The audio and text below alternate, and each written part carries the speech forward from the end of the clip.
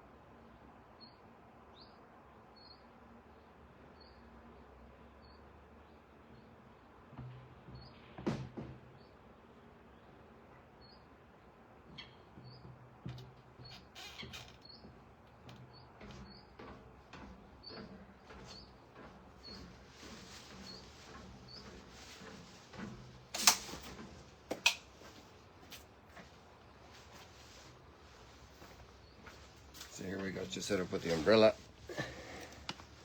If you're still there.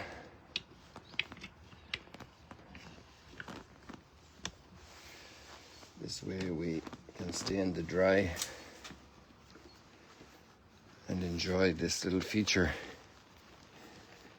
of very light drizzle. So people, I have a question for you to start off today. Does this ring a bell with you?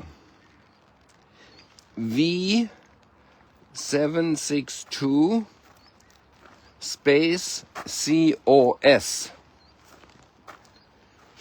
Have you ever lost sleep over that? I can repeat it for you for those who didn't catch it. V762. It's actually CAS. Mistake from the first time. It's CAS, Cas. This is a star.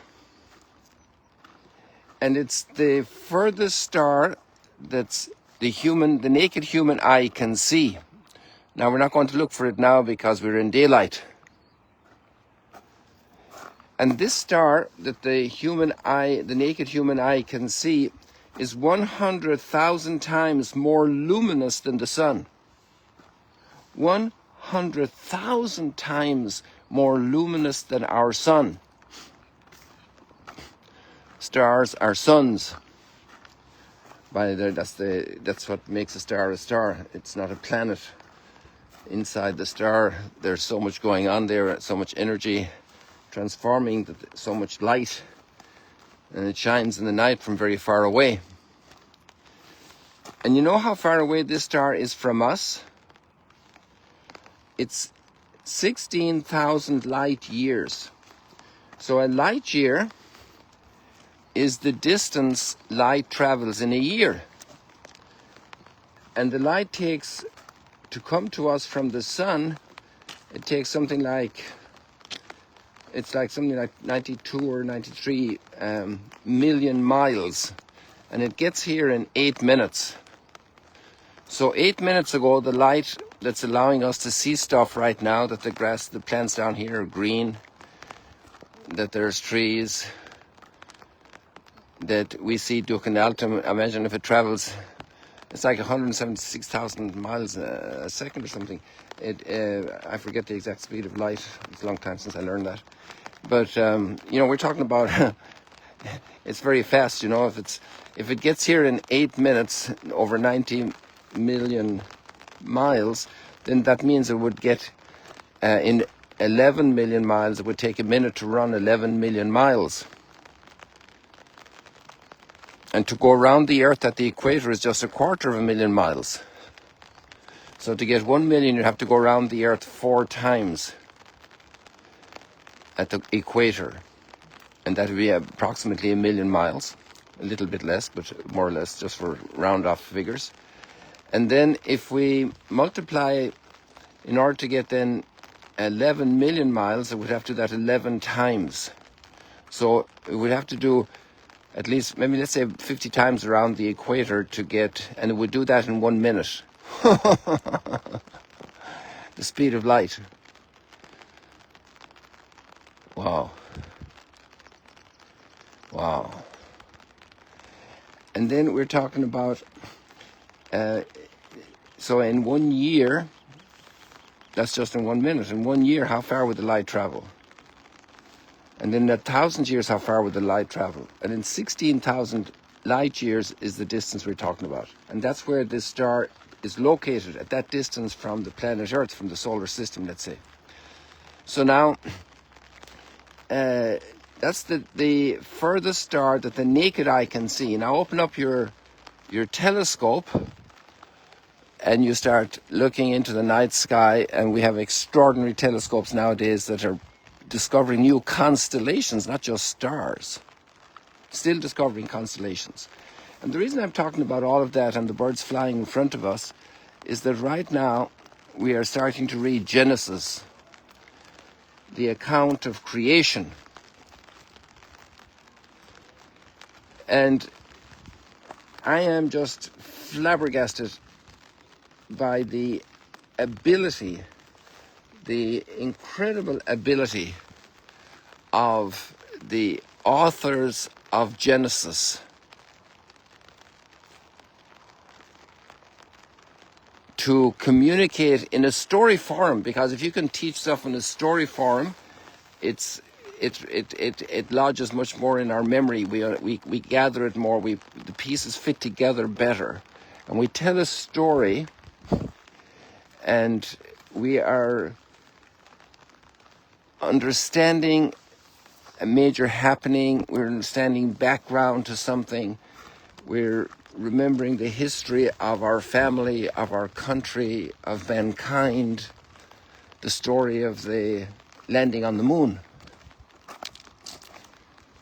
The story of the electric light bulb. The story of American football.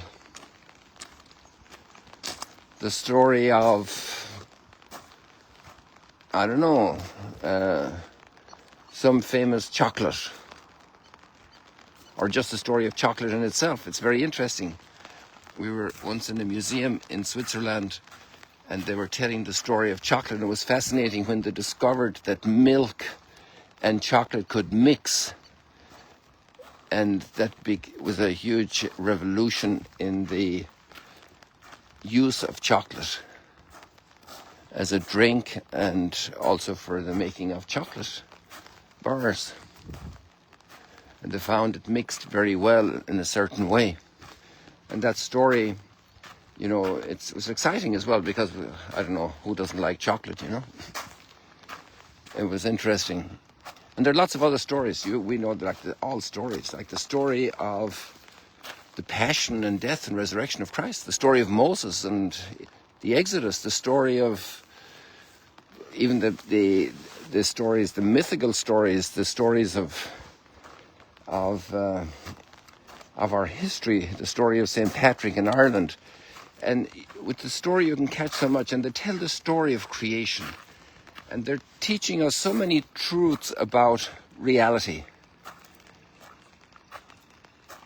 And it's amazing how, as science progresses, we're discovering the work of creation.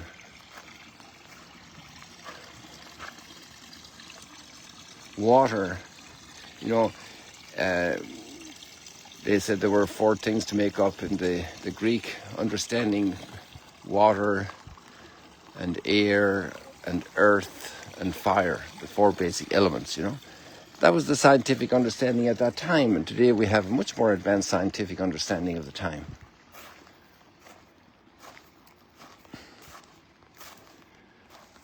This is just amazing when I look at this account of creation today. Genesis chapter 1, which is actually the younger account. The first account that they were telling was Genesis chapter 2. We know this from literary analysis and the great experts of literature, and also just from the very way it's told. the great truth of creation. The Creator, we see three words really here. We see the Creator. We don't see him, but we know that he's creating. God created the world. He's the subject. And he's doing something. He's creating. And then after he's finished, we have creation. All the reality of creation.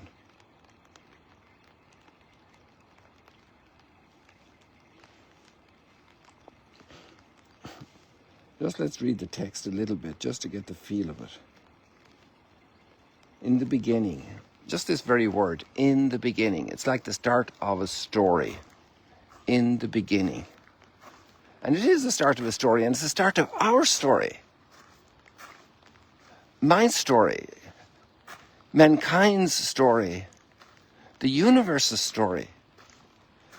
And the start of the story of God involved with us.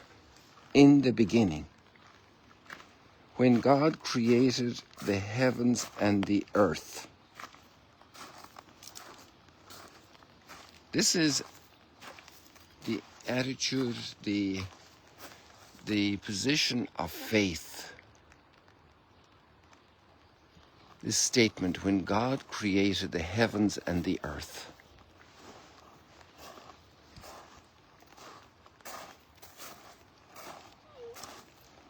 God said, let there be light.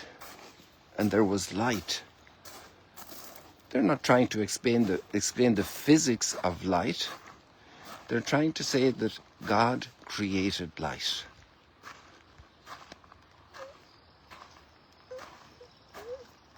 We could explain how a car works, but we don't know who made the car. Was it Ford or Toyota? Or Honda, or Mercedes.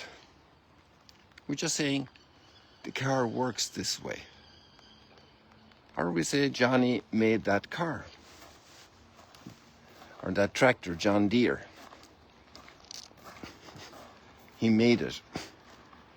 In the beginning, when God created the heavens and the earth, God said, let there be light. He's the one that made it.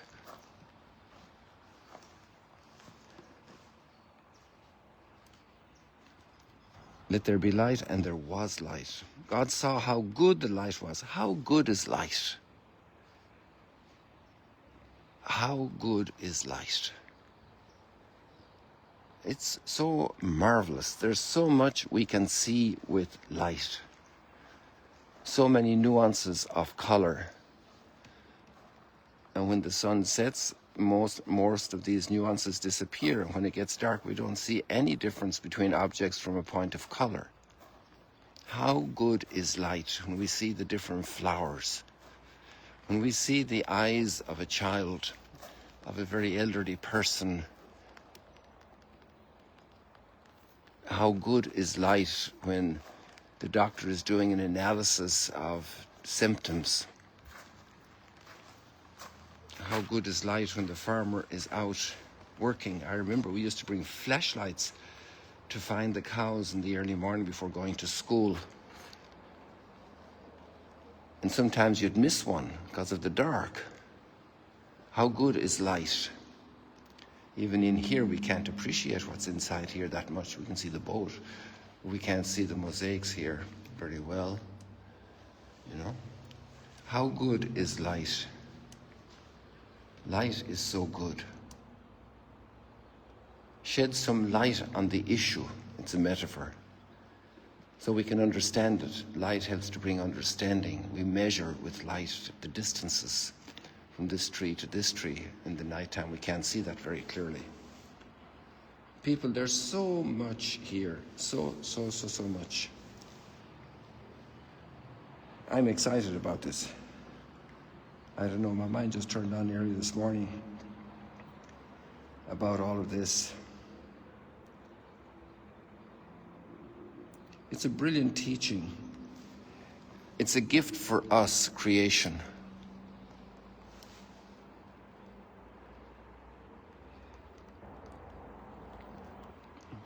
He created out of love. All of creation. Think of the song of St. Francis, Brother, Sun, and Sister Moon. They're close to us. The love we should have for creation, but a much, much bigger love for the Creator, who made it all, and it was good. So maybe we should think about some basic attitudes in front of creation. How do I relate to the Creator? Fascination, humility, joy. Sing songs. It's my home.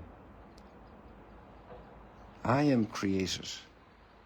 The stuff, the water I drink, the bread I eat. Creation. How splendidly it works. The rain coming, distributing in the atmosphere, and bringing water from far away on the oceans and over the land. All the storms, some of them are very wild.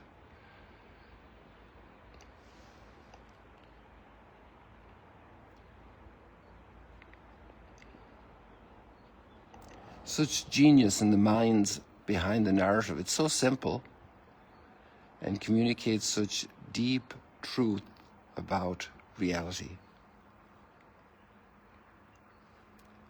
Let's grow in our attention today to the flowers we see, the materials we sit on, a chair,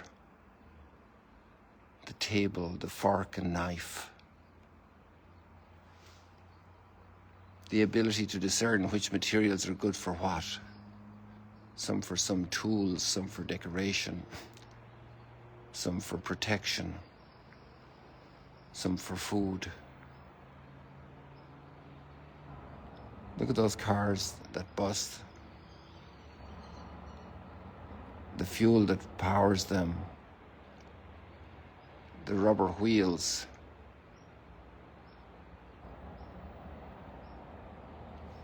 And especially all the people in them, but that's for another day, the story of the creation of the human being. Let's be attentive and see the data. Let's be intelligent and recognize the hypothesis to understand different aspects of the data. Let's be reasonable when we make judgments, sound judgments. And let's be responsible to live according to sound judgment. That tree is so high, can I climb it? Asks the little boy. And he has to learn responsibility. His parents have to help him to teach, to gauge how to interact. The great, wonderful, absolutely awesome task of parents introducing their children to creation. The respect, the care, to discover the goodness. People, we leave it like that for today. There's so much more. The psalm, let us sing songs. And then we have Jesus coming up here in Guinnessar today, pulling into Guinnessar, which is just up here, just north of us. And he's healing the sick, you know. Everything was made through him. Without him was made nothing that has been made. So he walks around in creation. He knows his job. He knows where things have gone wrong. Like my dad on the farm when something went wrong, and he knew how to fix it. People, God bless you. See you later, alligators. Be blessed in creation, of which we are a part, an extraordinary part. See you later, alligators.